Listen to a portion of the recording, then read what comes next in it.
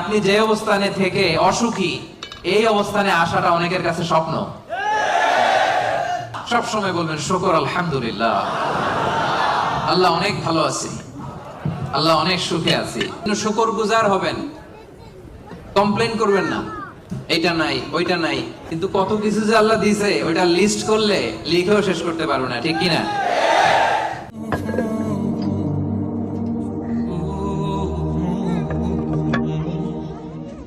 শুকরিয়া করলেই লাভ, ঠিক কিনা?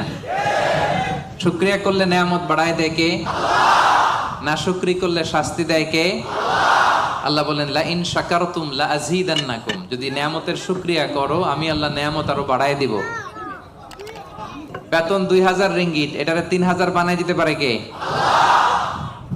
পারে না উনি? ওনার ধনভাণ্ডারে কমতি আছে? আল্লাহ বলে এই বানি আদম লাউ আন্না আউওয়ালাকুম